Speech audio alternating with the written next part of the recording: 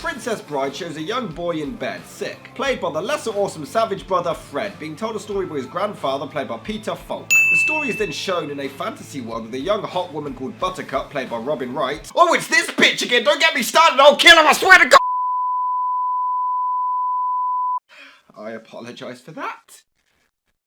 Do you always begin conversations this way? She falls for a guy called Wesley, played by a young Cary Elwes, but as a pirate, his ship is attacked and he's presumed dead. Buttercup is then forced to marry a douchebag, yeah, she'll probably love that, You'd like to think that, wouldn't you? called Prince Humperdinck, played by Susan Sarandon's ex-husband, Chris. But before they can tie the knot, she is kidnapped by three villains: Rex from Toy Story, professional wrestling legend Andre the Giant, and Inigo Montoya, played by Mandy Patinkin. Oh, and there's also unrecognisable cameos from Carol Kane and Billy Crystal. Sweet!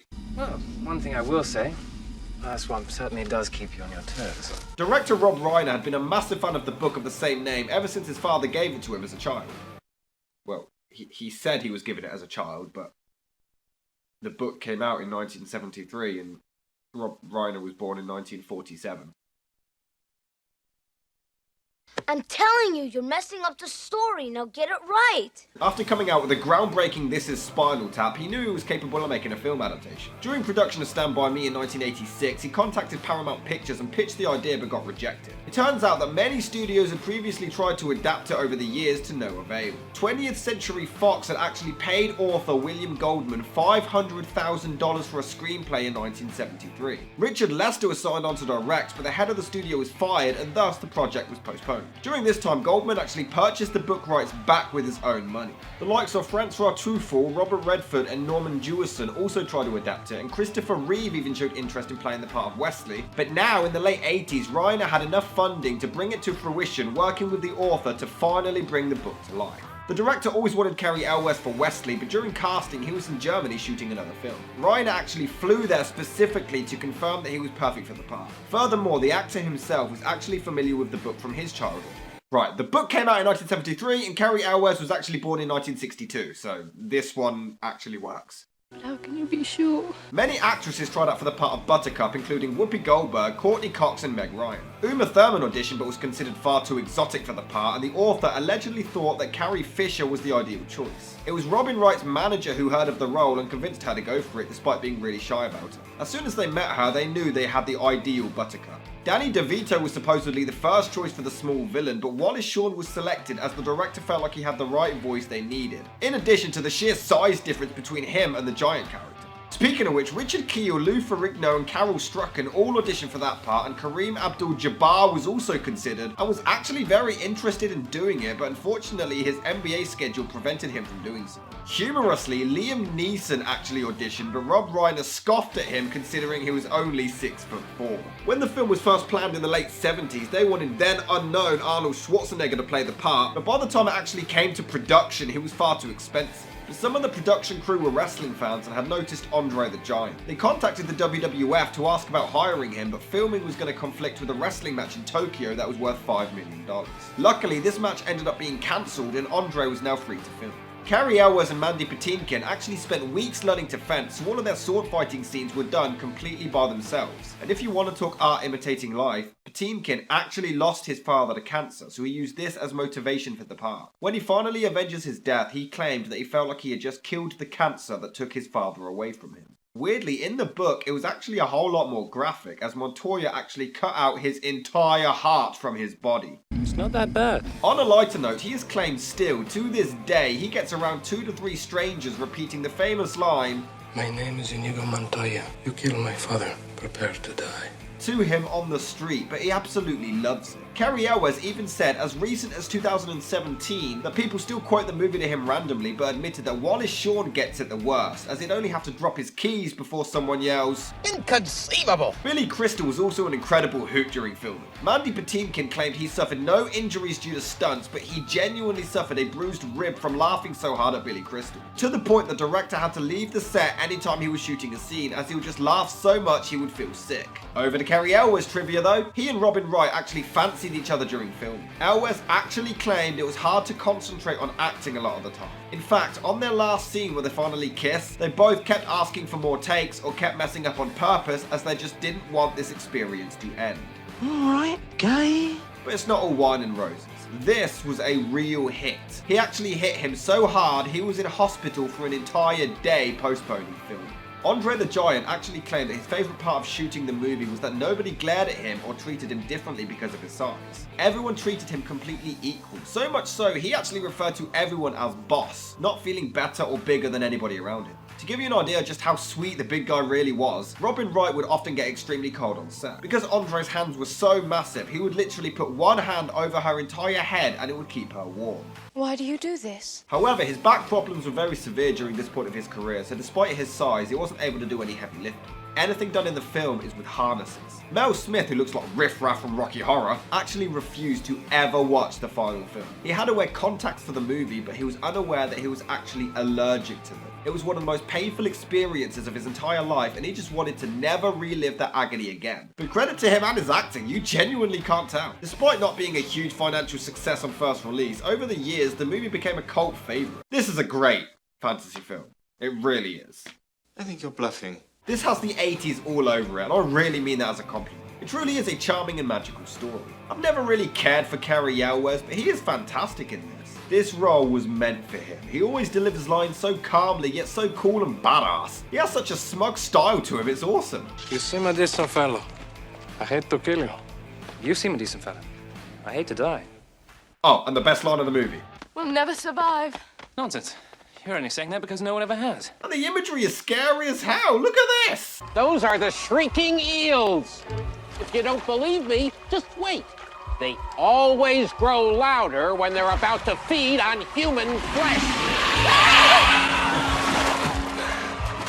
I absolutely love the comedy. This is a film that switches from drama to comedy so quickly but smoothly. I mean, right here, they're on the run from Elwes, who's clearly way behind them, and yet there's intense and dramatic music playing. And then the scene just looks like a Monty Python sketch.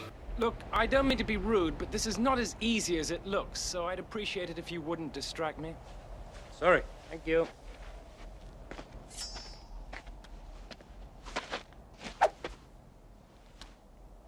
How about here? Wright pushes Elwes down a hill, but then she feels bad. So she too goes down the hill. I guess you could say she fell for him. Or random little silly moments like this. The pit of despair. Don't even think. They casually have friendly chats even when they're fighting to the death. Or even how about all of the build up to the famous line and then...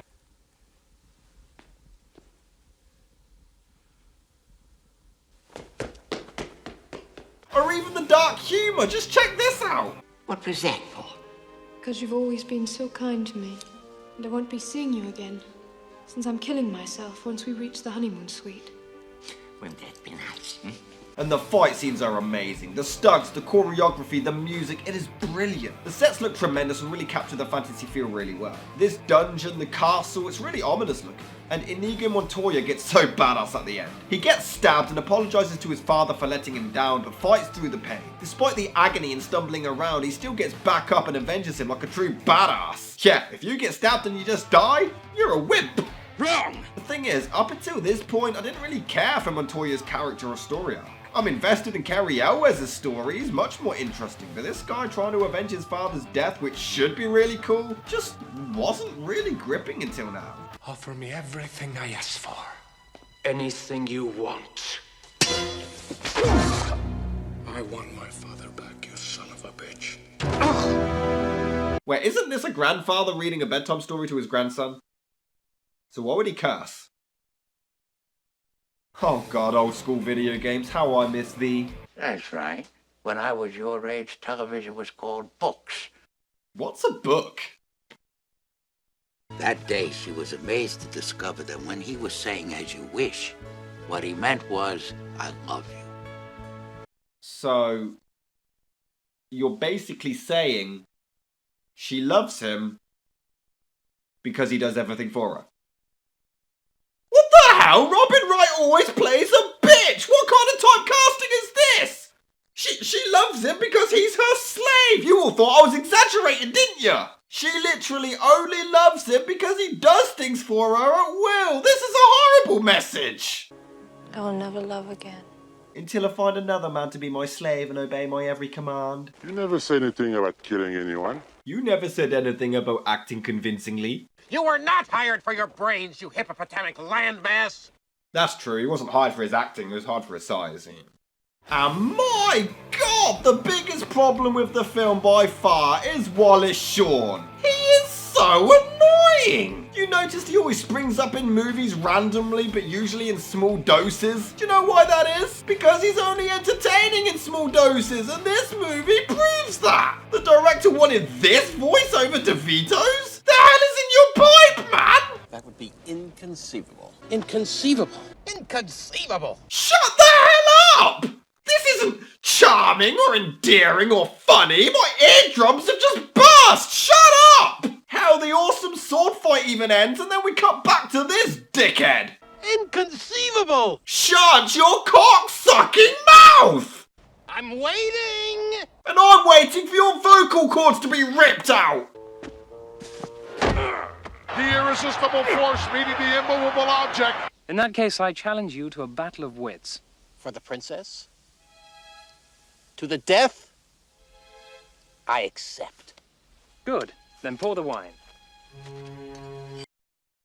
Can't he just attack him now and take Buttercup and leave?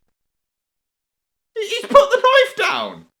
There's literally no reason to continue this long dragged out scene that is worse than cancer! You guessed wrong. You only think I guessed wrong. That's what's so funny. I switched glasses when your back was turned. Ha ha, you fool! You fell victim to one of the classic blunders. The most famous is never get involved in a land war in Asia, but only slightly less well known is this. Never go in against a Sicilian when death is on the line.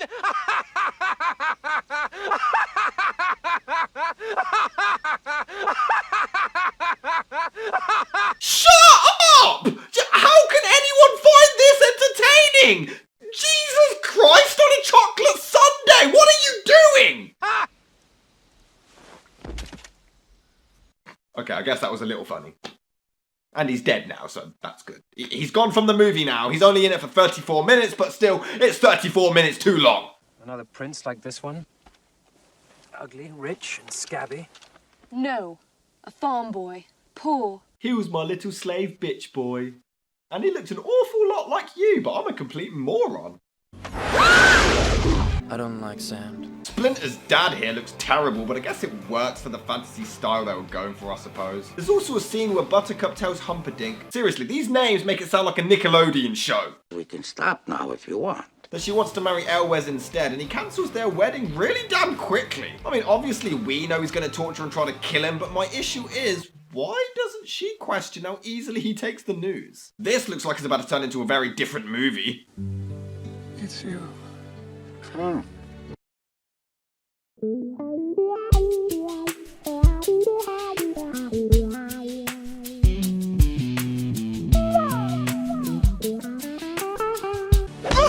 Oh, thank God. True love is the greatest thing in the world. Except for a nice MLT, a mutton, lettuce, and tomato sandwich. Oh, and don't forget the time when you go to a vending machine and you just press for like one snack, but it actually gives you two. I love that. Isn't that great? That's like the best feeling in the world. You get sex and love and all that, when you get two treats in one, that is just amazing. Jesus, it's like your birthday. There's also a cameo from Peter Cook, who you obviously know from the critically acclaimed Supergirl movie, but there just seems to be one joke, and I don't really get it. Marriage. Marriage is what brings us together today. Marriage, that blessed arrangement, that dream within a dream. Ha ha. He can't pronounce his R's. Okay. Okay. Okay. All right. Shalom. What the hell was that? Why did he act like he just forgot something? Did he literally just mess up on set and they kept it in? Like I say, it's a flawed movie, but it's a damn good film with a lot of charm and a whole lot of fun to watch and quote along to. If for some reason you haven't, I would highly recommend you check it out.